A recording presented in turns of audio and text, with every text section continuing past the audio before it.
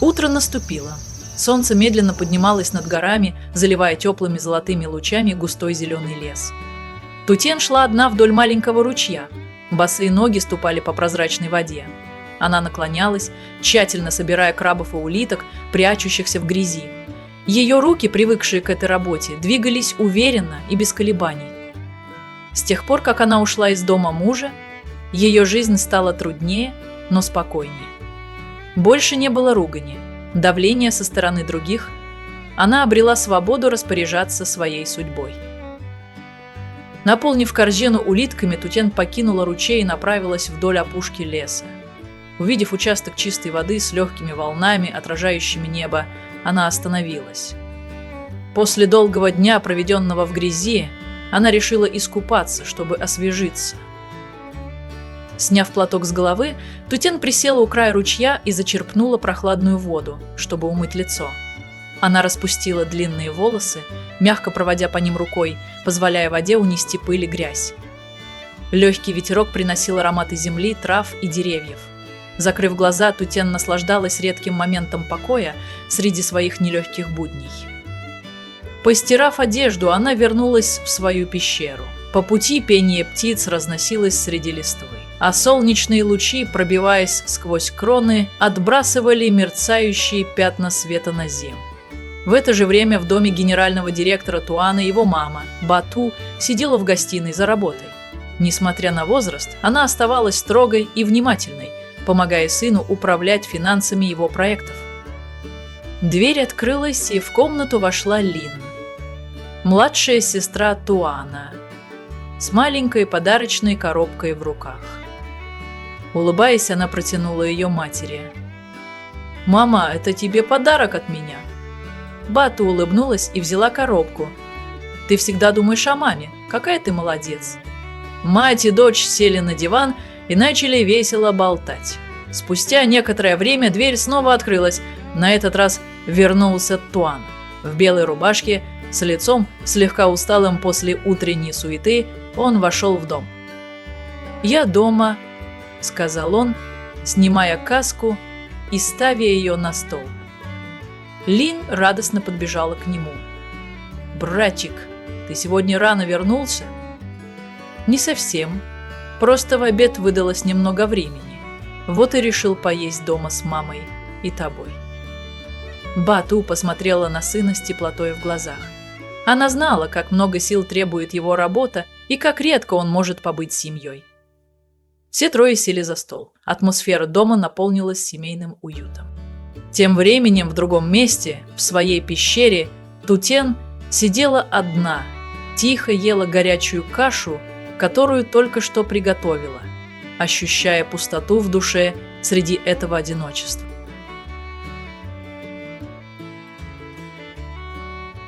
Полдень, солнце ярко светило, разливая горячие лучи на неровную грунтовую дорогу. Туан сидел за рулем, везя Лин на стройку. Лин, его младшая сестра, устроилась на пассажирском сиденье и без умолку рассказывала о том, что с ней сегодня происходило. «Братик, я сегодня встретила такую милую девочку-продавщицу, а еще помогла одной бабушке посчитать сдачу». Туан улыбнулся, продолжая вести машину и слушать ее. Вдруг на дороге они заметили толпу, окружившую какого-то мужчину. Издалека Туан узнал Чиена, бывшего мужа Тутен, которого остановила группа бандитов. «Ты что, решил от долгов спрятаться, Чень?» Высокий мужчина схватил Хьена за воротник, пока остальные угрожающе стояли вокруг. Чиен выглядел напуганным, его голос дрожал. Я заплачу! Дайте мне еще немного времени!» Не раздумывая, Туан припарковал машину на обочине и вышел, холодно глядя на толпу перед собой. «Что здесь происходит?» – спросил он низким, но властным голосом. Один из бандитов обернулся, нахмурив брови. «Тебя это не касается, не лезь!» Туан спокойно шагнул вперед, его взгляд стал острым. «Сколько он вам должен?» Главарь прищурился, разглядывая Туана и понимая, что перед ним непростой человек. Немного, всего несколько десятков миллионов. Если сегодня не заплатит, ему не поздоровится. Туан ненадолго задумался, затем достал телефон и сделал звонок, чтобы перевести деньги. Убедившись, что сумма поступила на счет, бандиты бросили на Чиена последний взгляд и ушли. Хин, наконец, выдохнул, глядя на Туана с удивлением. «Спасибо, но почему ты мне помог?» Тон холодно ответил. «Я не тебе помогал, просто не хочу, чтобы здесь возникали неприятности». Сказав это, он вернулся к машине и поехал дальше, в сторону пещеры Тутен. В это время Тутен возвращалась к своей хижине и вдруг увидела Чиена, стоящего перед ее укрытием. Он неловко улыбнулся, заговорив сладким голосом. «Тен, я пришел к тебе. Я знаю, что был неправ. Вернись домой, я изменюсь!» Тутен сжала кулаки. «У тебя хватает наглости сюда являться? После всего, что ты со мной сделал?» Чин снова неловко улыбнулся и шагнул ближе, но в этот момент появились Туан и Лин. «Она больше не твоя жена, не беспокой ее!» – строго сказал Туан. Чин посмотрел на Туана. Его взгляд потемнел, но он все же развернулся и ушел. Тен облегченно выдохнула, посмотрев на Туана с чувством, которое трудно описать. Впервые за долгое время она ощутила, что кто-то действительно на ее стороне.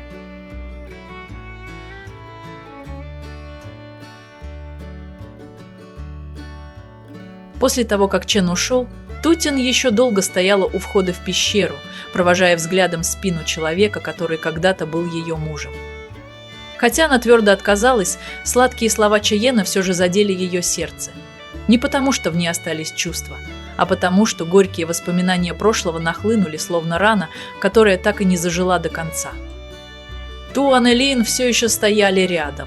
Лин вдруг заговорила, ее голос был мягким и искренним. «С тобой все в порядке, сестренка?»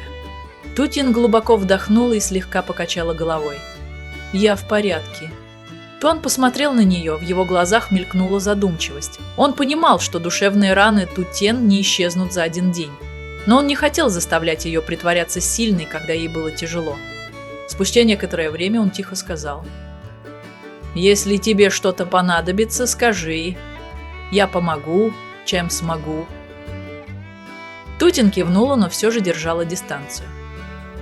Она привыкла справляться сама и никогда не думала, что кто-то будет готов помочь ей просто так. Когда они ушли, Тутен молча побрела по узкой тропинке перед пещерой.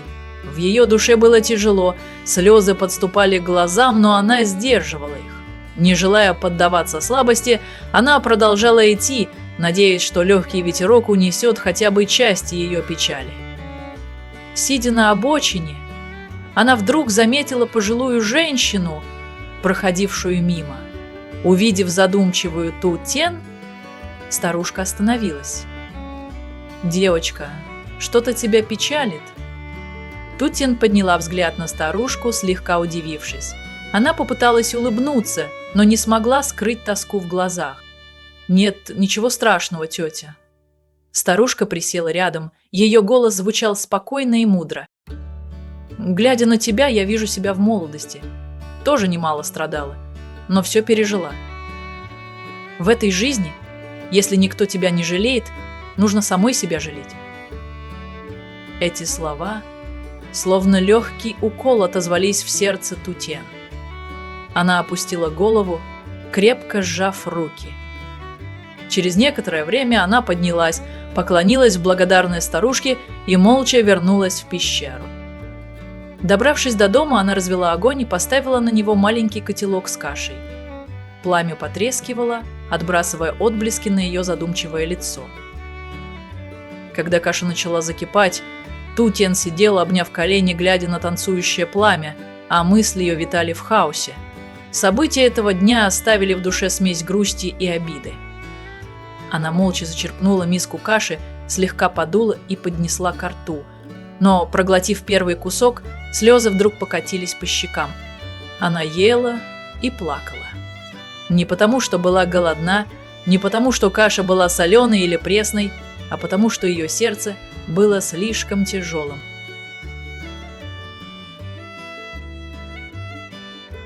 В просторной гостиной виллы Туана Бату его мама внимательно изучала финансовые документы. Лин, младшая сестра Туана, вошла с улицы с сияющей улыбкой, держа в руках телефон и маленькую подарочную коробку. Она положила коробку на стол и села рядом с мамой. «Мама, у меня есть что рассказать!» – взволнованно сказала Лин. Открыла телефон и показала маме фотографию. Бату приподняла бровь и посмотрела на экран. Она слегка замерла, а затем узнала Тутен, девушку, которая однажды помогла ей поднять упавшие деньги. «Это не та ли девушка, что помогла мне в прошлый раз?» – удивилась Бату. Лина кивнула, озорно улыбнувшись. «Точно, мама! Ее зовут Тутиен. Она живет в трудных условиях, но такая честная и трудолюбивая». Бату задумалась, ее взгляд стал задумчивым. Бедная девушка, но не жадная, с высоким чувством собственного достоинства. Не каждый на такое способен. Спустя мгновение она повернулась к Лин и тихо сказала: «Мы должны что-то сделать, чтобы помочь ей». Лина с энтузиазмом кивнула. «Да, я тоже так думаю. Давай сходим к ней вместе, мама». Немедля Бату и Лин начали собирать подарки. Немного риса, сушеной еды и несколько необходимых вещей. Затем они сели в машину и направились к пещере, где жила Тутен. Когда они приехали, Тутен сидела у входа в пещеру, задумчиво глядя вдаль. Услышав шаги, она подняла голову и удивилась, увидев маму и сестру Туана. Лин с улыбкой шагнула вперед. «Привет, сестренка Тутен! Сегодня мы с мамой пришли навестить тебя». Бату тоже мягко заговорила. «В прошлый раз ты помогла мне, а сегодня я решила навестить тебя и заодно привезти немного вещей». Тутен растерянно встала, глядя на полные сумки в их руках. Она покачала головой, вежливо возражая: «Спасибо, но я не могу принять столько». Бати улыбнулась, ее взгляд был добрым. «Ничего страшного, девочка. Это просто небольшой знак внимания. Хорошие люди заслуживают хорошего». Лина быстро протянула сумку Тутен, не давая ей отказаться. После недолгого разговора, понимая, что отказываться дальше не стоит, Тутен кивнула и приняла подарки. В ответ она зашла внутрь, взяла немного лесных овощей и тыквы, которые сама вырастила, аккуратно завернула их и протянула Бату. «У меня нет ничего особенного, только эти овощи и тыквы. Примите, пожалуйста, мне будет приятно». Бату посмотрела на этот скромный, но искренний подарок, и ее сердце согрелось. Она слегка кивнула, принимая его, и почувствовала легкое волнение. Пожалуй, эта девушка была куда ценнее, чем она могла себе представить.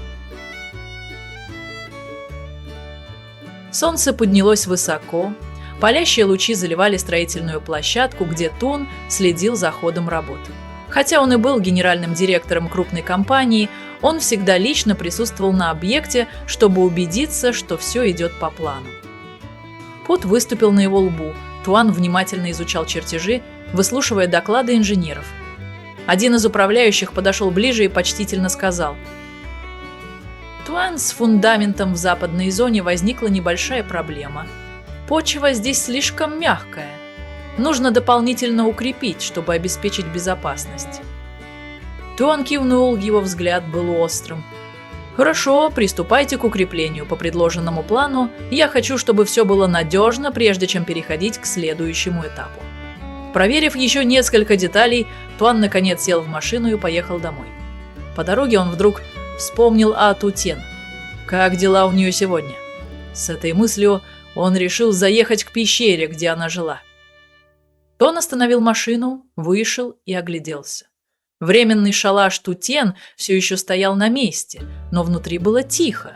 Ее нигде не было видно, и он нахмурился, в душе поднялось легкое беспокойство. Куда она ушла? Он подошел ближе, заглянул внутрь шалаша. Все вещи были аккуратно сложены, значит, она не уехала насовсем, но дома ее явно не было. Прождав некоторое время и не дождавшись Тутен, Туан решил вернуться домой. Тем временем в вилле Туана Бату и Лин готовили обед на кухне. Лин ловко помогала маме мыть овощи, а Бату варила ароматный суп. «Мама, брат, наверное, очень голодный. Что ты сегодня готовишь?» «Суп из курицы с травами, тушеное мясо с яйцами и вареные овощи. Все, что он любит», – улыбнулась Бату. Пока мама с дочкой весело хлопотали, вернулся Туан. Он вошел в дом, и знакомая картина немного успокоила его душу. «Братик, ты дома! Иди мой руки! Скоро будем обедать!» Лин выбежала встречать его. Туан улыбнулся, но мысли о недавнем все еще занимали его. Когда семья села за стол, Бату заметила, что сын выглядит задумчивым, и спросила: «Что случилось, сынок? На стройке что-то не так?» Туан покачал головой. «Нет, мама, ничего такого. Просто по дороге домой я заезжал к Тутен, но ее там не было». Туан замолчал, но в душе все еще чувствовал беспокойство. Почему он так заботится о ней?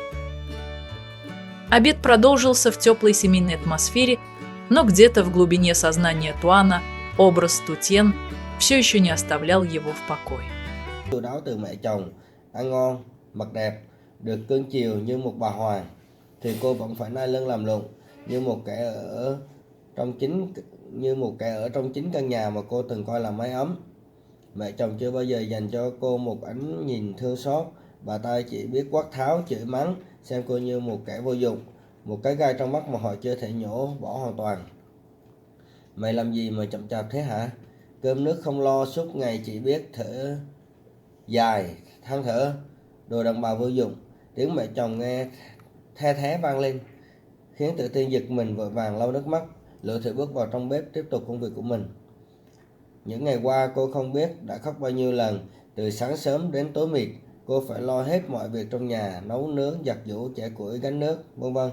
Tay cô chai sạn, nhưng cô mỏi nhừ, nhưng cô vẫn không dám than vãn một lời. Cô sợ nếu mình mở miệng, thứ nhận lại sẽ chỉ là những lời nói cay độc.